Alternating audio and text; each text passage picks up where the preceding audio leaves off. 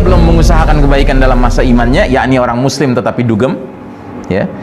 Dan 3 perkara itu adalah jika matahari sudah keburu terbit dari barat, 1, jika keluarnya Dajjal, 2, dan jika makhluk melata sudah keluar dari perut bumi.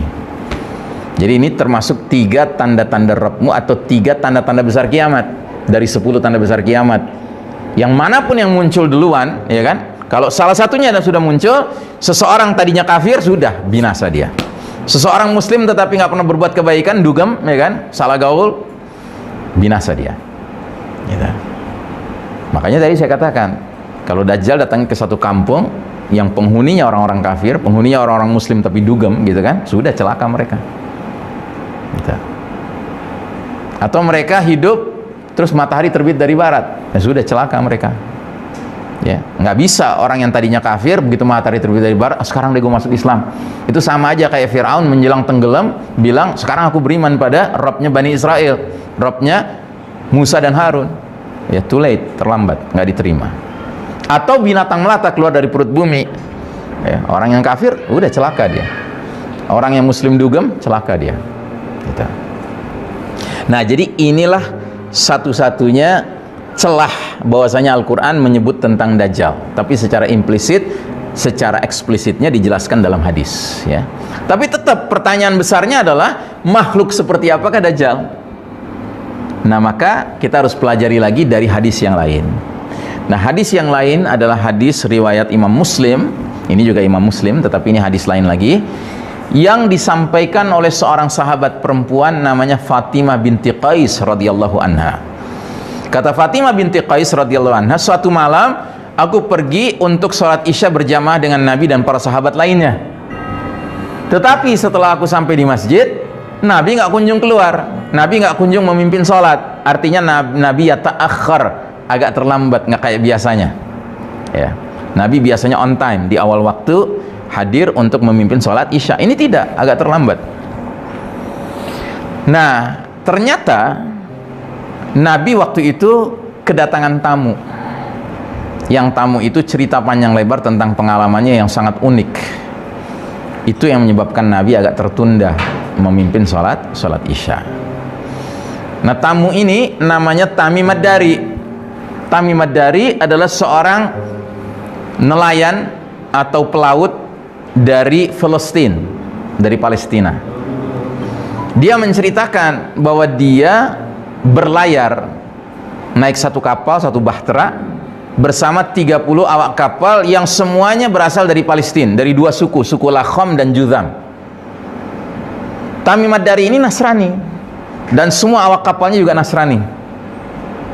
Ternyata pelayaran mereka itu langsung diterpa ombak badai, ya, diombang-ambikan oleh ombak badai selama 1 bulan penuh, 30 hari 30 malam, sehingga mereka terdampar di sebuah pulau kecil entah di mana, wallahu alam bissawab.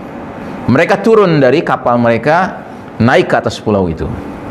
Ternyata begitu mereka sampai di pulau itu, mereka disambut oleh makhluk aneh, binatang yang serba berbulu tubuhnya. Sedemikian berbulunya tubuhnya sehingga nggak ketahuan mana kepalanya, mana ekornya. Mereka masih bingung lihat binatang ini, tahu-tahu binatang ini berbicara, bisa bicara. Binatang ini mengatakan, ada seorang laki-laki yang ingin ketemu dengan kalian di pulau ini, di dalam sebuah biara. Temuilah dia. Kaget mereka. Binatang bisa ngomong, ya. Akhirnya bertanyalah, "Ma anta?" Apa kamu ini? Siapa kamu ini? Dia jawab, "Ana al-jassasah." Aku ini adalah al-jassasah, ya. Jadi makhluk ini namanya al-jassasah. Nah, uniknya kata al-jassasah ini merupakan kata yang akar katanya kalau diolah lagi jadi jasus. Tahu jasus? Jasus tahu? Hah? Hah? Mata-mata, intel. Ya, jasus, ya. Nah, mereka takut. Mereka takut, ya kan? Mereka khawatir ini adalah setan betina, gitu. Mereka yakin betina dari mana? Karena nyebut al-jassasah. Al-jassasah itu, ya kan, muannas, ya kan, cewek. Ya, kalau laki-laki al-jasas, ya kan? Ini al-jasasah. Gitu. Udah mereka tinggalin, ngeri mereka. Ternyata benar, mereka ketemu ada biara. Tahu biara ya? Biara itu beda dengan gereja. Kalau gereja itu tempat orang-orang Nasrani beribadah, tetapi murni untuk ibadah doang. Kalau biara tuh kayak pondokan, ada yang nginep di situ. Gitu. Ya, asrama lah gitu, ya kan? Tetapi memang milik orang Kristen, orang Nasrani. Masuk mereka ke dalam biara itu, ternyata di dalam biara itu mereka ketemu tuh laki-laki yang diceritakan si Jasasah tadi. Ya, dikatakan oleh Tamim Ad-Dari, fantalaqna siraan hatta dakhalna ad-daira fa idza fihi a'zamu insanin ra'ainahu. Kami Tamim Ad-Dari dengan awak kapalnya segera pergi hingga memasuki sebuah biara. Ternyata di dalam biara itu ada orang terbesar yang pernah kami lihat, paling kuat, tapi tangannya terbelenggu di leher begini, diikat, dan antara lutut dan mata kakinya terbelenggu besi, nggak bisa bergerak dia. Ya. Jadi terikat di dua tempat, di tangan, ya sambil begini terikatnya, sama kakinya tuh terikat dari lutut sampai mata kakinya, besi lagi yang ngikat, nggak bisa kemana-mana dia. Tapi dia bisa bicara karena mulutnya nggak dipakein masker, gitu, nggak disumpel. Ya. Dan begitu ketemu, ya, si laki-laki ini langsung nanya, ya, pertanyaan pertama dia, beritahukan padaku tentang kurma Baisan. Ya, Baisan itu nama sebuah desa di Palestina. Maka Tamim Ad-Dari nanya, tentang apanya yang kamu tanyakan? Dia berkata, aku bertanya pada kalian tentang kurmanya, apakah sudah berbuah? Dijawab sama Tamim Ad-Dari, oh iya, ketahuilah, ya, kurmanya itu, iya, kata Tamim Ad-Dari, benar, berbuah banyak gitu. Terus kata si laki-laki ini, ketahuilah, kurma Baisan hampir tidak berbuah lagi.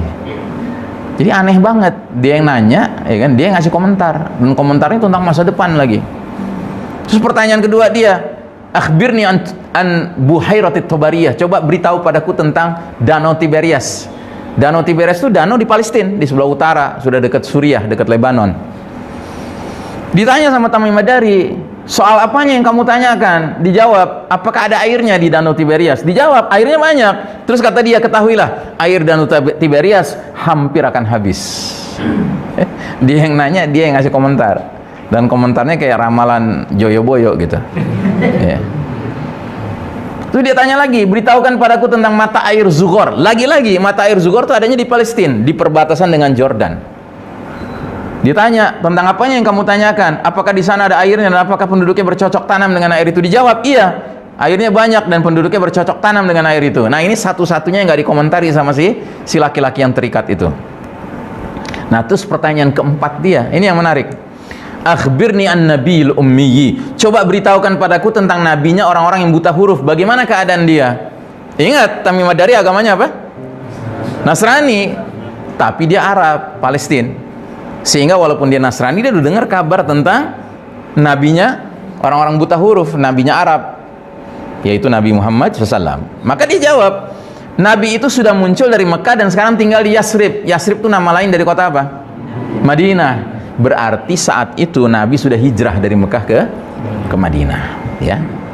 Ditanya lagi, apakah orang-orang Arab memeranginya? Dijawab, iya. Ditanya lagi, apa yang mereka lakukan terhadapnya? Maka kami beritahu bahwa Nabi tersebut menang atas bangsa Arab, dan sekarang mereka, bangsa Arab itu, mentaati Nabi itu. Ditanya, itu sudah terjadi? Iya, itu sudah terjadi. Terus kata dia, ketahuilah, sesungguhnya itu yang baik bagi mereka, mentaati Nabi itu. Weh, keren. Ya? Dia punya ilmu juga, bahwa mentaati Nabi itu baik. Gitu. Ya, dia punya ilmu tentang itu. Ya. Nah, terus dia bilang, ukhbirukum anni, ya, akan ku beritahukan pada kalian siapa diriku. Ana al-Masihud Dajjal, akulah al-Masihud Dajjal, ya. Dan aku sudah hampir diizinkan keluar, maka aku akan keluar. Dia tahu dia akan keluar dari situ. Bagaimana cara dia keluar? Wallahu a'lam bishawab. Ya. Aku akan melintasi bumi, aku tidak akan biarkan satu kampung pun kecuali aku akan singgahi selama total 40 malam. Ya. Kecuali Mekah dan Thayyibah. Thayyibah itu nama lain dari kota Madinah, ya. Jadi